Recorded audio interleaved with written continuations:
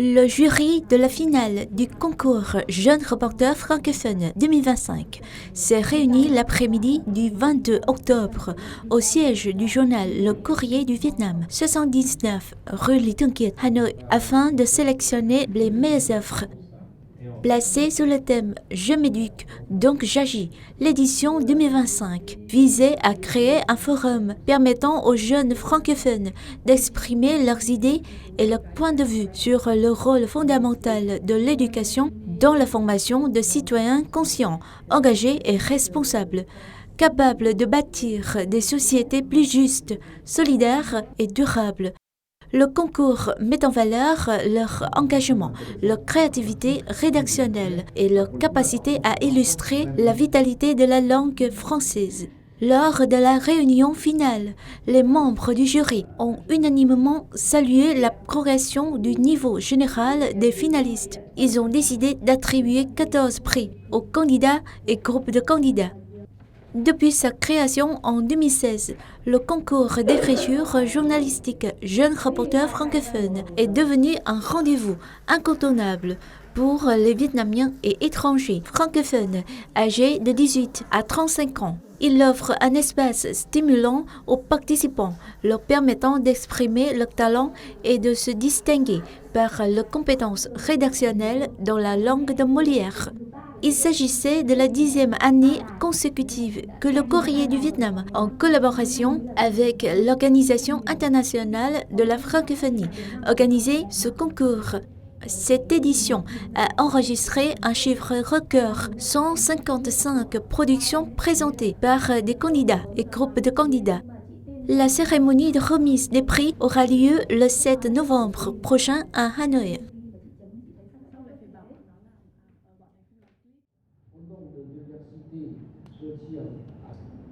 La finale du concours de l'entrepreneuriat pour les élèves et les étudiants francophones vietnamiens en 2025 vient de se tenir à l'université Thương Mại Hanoï. Au total, 28 équipes s'étaient inscrites au concours. Après la phase éliminatoire, 12 ont été retenues pour la finale. La finale, d'une durée d'environ 3 heures, s'est articulée autour de 2 épreuves. Une présentation de projet entrepreneurial, 7 minutes par équipe, suivie d'une session de questions-réponses, 5 minutes.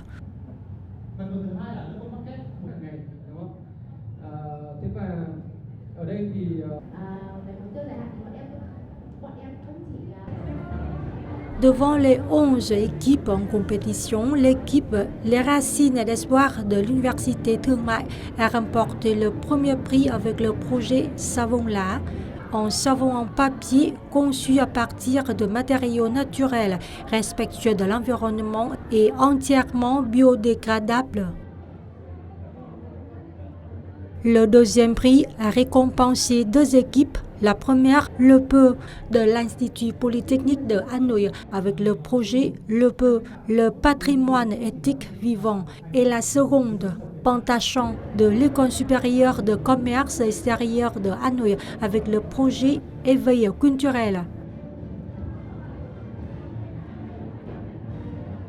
Le troisième prix a été partagé entre 3 équipes, les Citrouillettes du lycée d'excellence Hanoï Amsterdam avec Parlons, Panta Desor de l'université Thương Mại avec Stadisphère et du Ravenir de l'université Thương Mại avec CocoBox. Lancé en mai 2025 par l'Institut de formation internationale de l'Université Thương Mại avec le soutien du Centre régional francophone pour l'Asie et le Pacifique CREFAF, ce concours ambitieux poursuit un double objectif, structurer un écosystème de start-up francophones et transmettre des compétences pratiques essentielles à la nouvelle génération.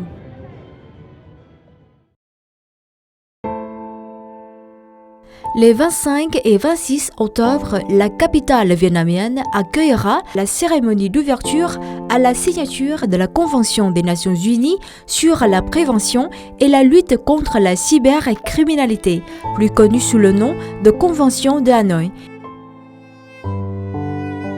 Il s'agit du premier traité mondial des Nations Unies consacré à ce domaine depuis plus de 20 ans, après la Convention de Budapest de 2001. Le courrier du Vietnam numéro 44 réserve une dizaine de pages afin de traiter ce sujet important. Dans un message publié à l'occasion de la cérémonie d'ouverture à la signature de la convention susmentionnée, le président de la République, Luong Quang, a souligné que la convention établit un cadre juridique de coopération internationale pour combattre la cybercriminalité, garantissant un soutien et un renforcement des capacités des États parties, en particulier des pays en développement et ceux les plus vulnérables. La Convention de Hanoï voit le jour dans un contexte où les technologies numériques font face à de multiples risques et menaces pour la sécurité susceptibles de compromettre le développement durable des pays, tout en offrant un potentiel et des bénéfices immenses pour l'humanité. L'essor alarmant de la cybercriminalité en volume, en sophistication et en portée a entraîné des pertes estimées à 8 000 milliards de dollars pour l'économie mondiale en 2023, avec une projection à 10 500 milliards en 2025, des montants supérieurs au PIB de la plupart des plus grandes économies.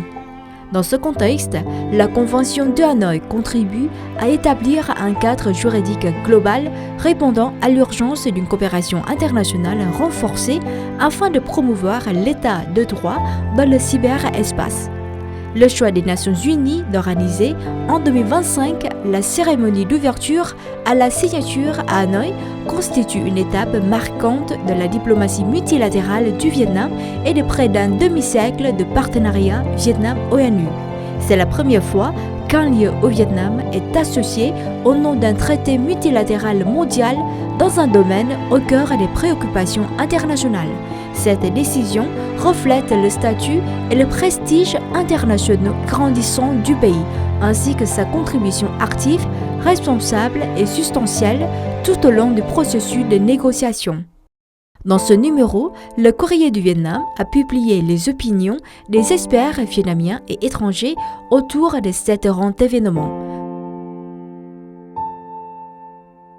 Pour plus d'informations intéressantes, procurez-vous le Courrier du Vietnam numéro 44 ou accédez au site lecourrier.vn.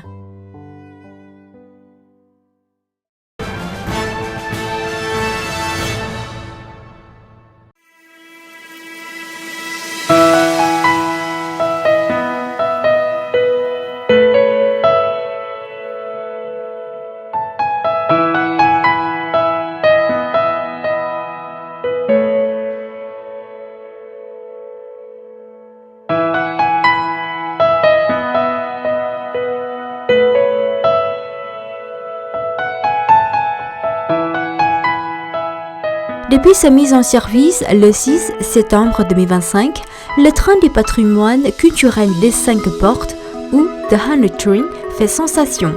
Et aujourd'hui, Mai Quynh, notre journaliste du Courrier du Vietnam, le seul journal en langue française du Vietnam, a pris place à bord, accompagnant un voyageur français pour découvrir l'expérience unique offerte par ce train spécial.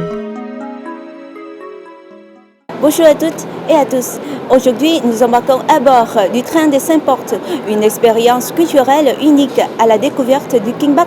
Mon compagnon de voyage aujourd'hui est... Bonjour, je m'appelle Jean, je suis étudiant français habitant à Hanoï et je suis ravi de faire le voyage avec vous.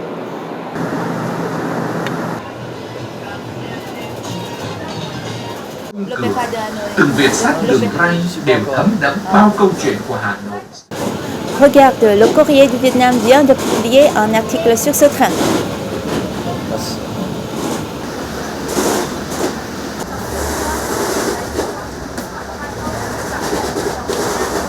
Đến với cà phê Peut-être le đường Philippines tàu. aussi. Est-ce que tu as déjà pris un train au Vietnam?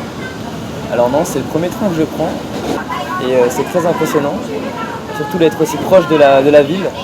J'ai lu aussi qu'il y avait de la gastronomie dans l'article et j'ai hâte d'aller déguster tout ça. Ah, d'accord, et on va tout découvrir.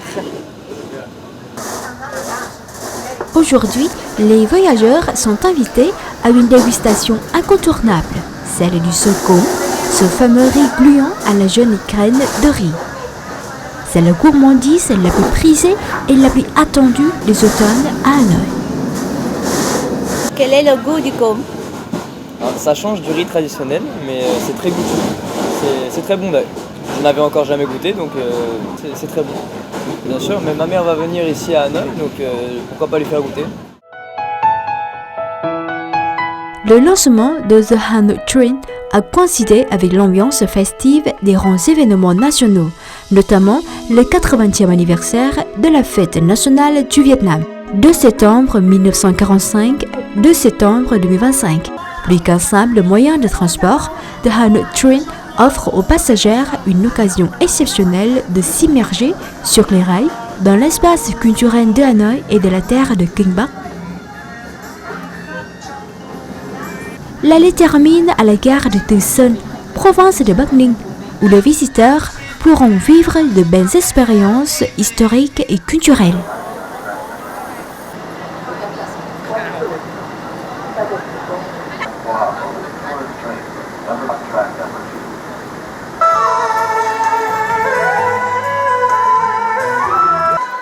Nous voici au temple d'eau à Bắc Ninh, un site historique important du Vietnam.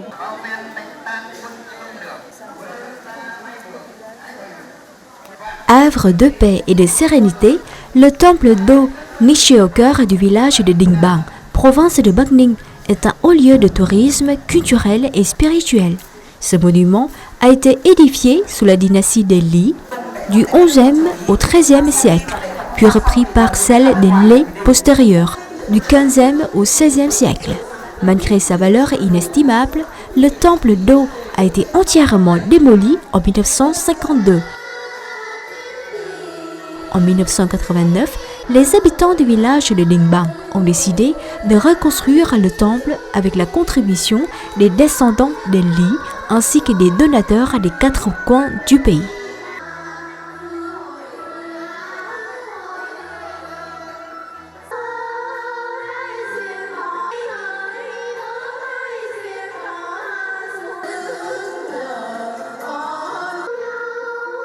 Faisant halte au temple d'eau, le jeune Français a également eu l'occasion d'écouter des mélodies de Quan Họ, des chants internés, patrimoine culturel de la terre de Kinh Bắc, sous le toit de Thủy Đình, la maison sur l'eau, dans l'enceinte du temple.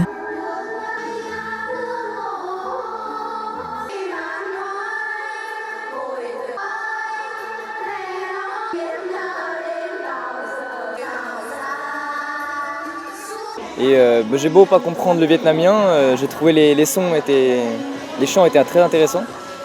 Et c'est toujours beau de voir la connexion entre les bâtiments et la nature ici. On sait que l'eau est toujours au centre des constructions et là on voit vraiment le lien qu'il y a avec. Au revoir Bắc Ninh, les voyageurs reprennent le train pour rentrer à Hanoï. Et à leur retour, Jean et Lucas, un autre étudiant français présent dans ce train du patrimoine, ont assisté à un spectacle de Hát Sầm, chant des aveugles, à bord du train. Le Hát Sầm est un art populaire des travailleurs vietnamiens aux valeurs culturelles et spirituelles fortes. Autrefois, le chant Sầm était habituellement interprété par des chanteurs et musiciens aveugles itinérants qui trouvaient là un moyen de subsistance. Ils voyageaient généralement en troupe, en groupe de 2 à 5 ou en famille et se produisaient dans des lieux publics comme les gares ou les entrées de marché, les stations de tramway, les carrefours ou encore des coins de rue animés.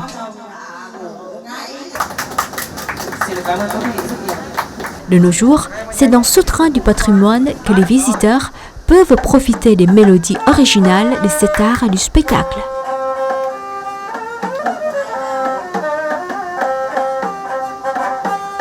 Déjà, c'est des instruments qu'on n'a pas l'habitude de voir. Moi, j'avais jamais vu ce genre d'instrument. Et les sons aussi sont particuliers, c'est pas les mêmes qu'en France.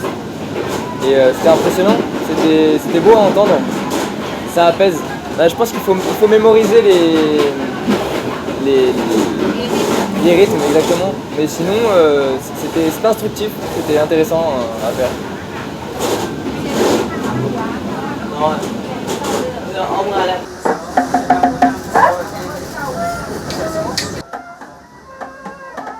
Lucas lui-même ne cache pas son enthousiasme de pouvoir essayer un instrument de musique orientale.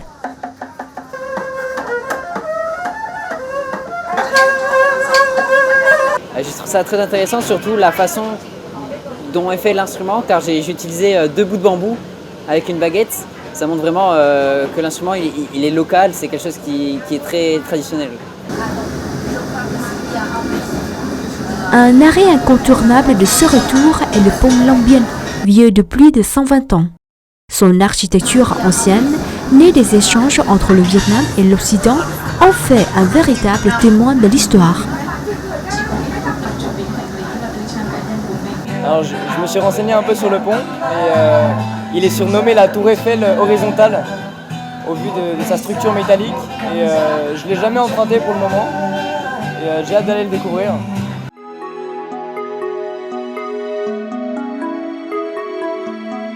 Le pont Long Bien est un élément majeur du patrimoine culturel de la capitale vietnamienne. Malgré l'usure du temps, cet ouvrage reste, au-dessus du fleur rouge, un trait d'union vibrant entre les époques.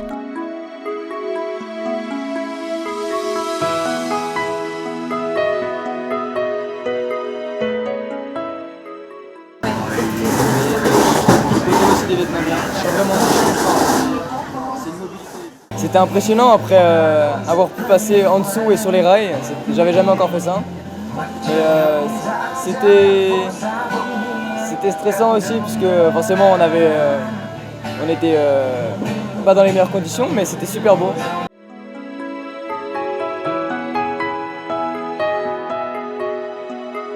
Le train du patrimoine culturel des 5 portes est bien plus qu'un produit touristique singulier. Il représente une action concrète et percutante, visant à préserver et à magnifier l'inestimable richesse culturelle et historique de Hanoï et de la région de Kinh Bắc.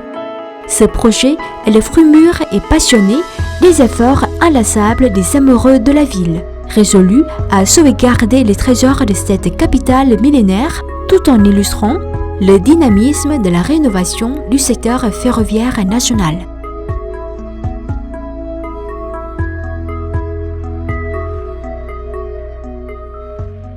Chúng tôi sẽ thay đổi liên tục các chương trình văn nghệ và đặc biệt là đưa những sản phẩm ngoài văn hóa nghệ thuật của những văn hóa dân gian của Việt Nam ra.